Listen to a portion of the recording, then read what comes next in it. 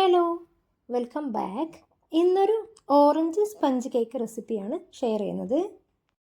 നല്ല സോഫ്റ്റ് ആയിട്ടുള്ള നല്ല ടേസ്റ്റിലുള്ള ഈ ഒരു കേക്ക് ഫ്രഷ് ഓറഞ്ച് കൊണ്ട് തന്നെയാണ് ഉണ്ടാക്കുന്നത്.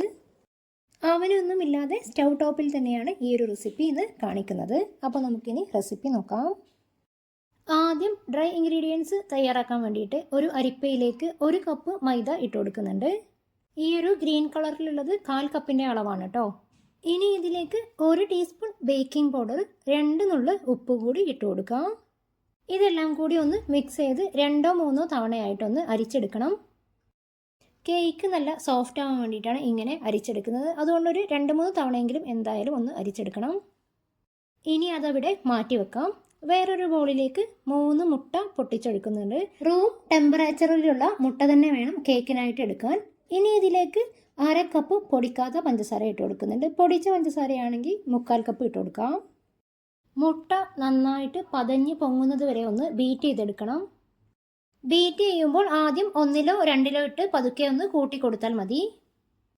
മുട്ട ബീറ്റ് ചെയ്യാനെടുക്കുന്ന പാത്രവും ബീറ്ററും ഒന്നും ഒട്ടും നനവുണ്ടാവാതെ നല്ല ഡ്രൈ ആയിരിക്കണം. മുട്ട നന്നായിട്ട് പതഞ്ഞ് വന്നിട്ടുണ്ട്. ഇനി ഒരു ഓറഞ്ച് നന്നായിട്ട് കഴുകി അതിൻ്റെ തൊലി ഒന്ന് ചുരണ്ടി എടുക്കുന്നുണ്ട്. ചുരണ്ടിയെടുക്കുന്ന സമയത്ത് അതിലെ വെള്ള പോർഷനൊന്നും ഒട്ടും പെടാതെ വേണം ചുരണ്ടിയെടുക്കാൻ. നമുക്കിത് 1 ടീസ്പൂൺ വേണം. ബീറ്റ് ചെയ്ത് വെച്ചിട്ടുള്ള മുട്ടയിലേക്ക് 1 ടീസ്പൂൺ വനില എസൻസും 1 ടീസ്പൂൺ ഓറഞ്ച് തൊലി ചുരണ്ടിയതും ചേർത്ത് കൊടുക്കാം. ഇനി ഇതൊരു 2-3 സെക്കൻഡ് ഒന്ന് ബീറ്റ് ചെയ്തെടുക്കണം. നേരത്തെ അരിച്ച് മാറ്റി വെച്ചിട്ടുള്ള മൈദ ഇതിലേക്ക് 3-4 ബാച്ചുകളായിട്ട് ചേർത്ത് കൊടുക്കാം. ഓരോ തവണയും മൈദ ചേർക്കുമ്പോൾ കട്ട് ആൻഡ് ഫോൾഡ് രീതിയിൽ മെല്ലെ മെല്ലെ മിക്സ് ചെയ്ത് കൊടുക്കണം. കേക്ക് ഉണ്ടാക്കുന്ന സമയത്ത് മൈദ ഒന്നിച്ചിടാതെ ഇതുപോലെ വേണം ചേർത്ത് കൊടുക്കാനായിട്ട്. ഈ സമയത്തൊരു 1/4 കപ്പ് ഓറഞ്ച് ജ്യൂസ് അടിച്ചെടുത്തിട്ടുണ്ട്. കുരു ഒന്നും പെടാതെ വേണം അടിച്ചെടുക്കാൻ. മൈദ നന്നായിട്ട് മിക്സ് ചെയ്തതിന് ശേഷം അടിച്ചെടുത്ത ഓറഞ്ച് ജ്യൂസ് ഇതിലേക്ക് ഒഴിച്ചു കൊടുക്കാം.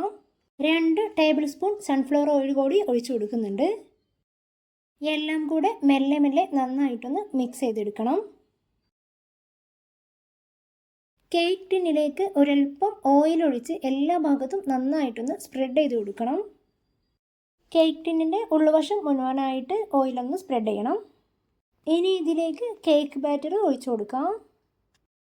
എയർ ബബിൾസ് ഒക്കെ പോവാൻ വേണ്ടിയിട്ട് 2-3 തവണ ഒന്ന് ടാപ്പ് ചെയ്ത് കൊടുക്കാം. അടികട്ടിയുള്ള ഒരു പാത്രം ആദ്യം 10 മിനിറ്റ് ഒന്ന് ഹൈ ഫ്ലെയിമിൽ ചൂടാക്കിയതിന് ശേഷം ഇതിലേക്കൊരു തട്ട് വെച്ച് കൊടുക്കാം.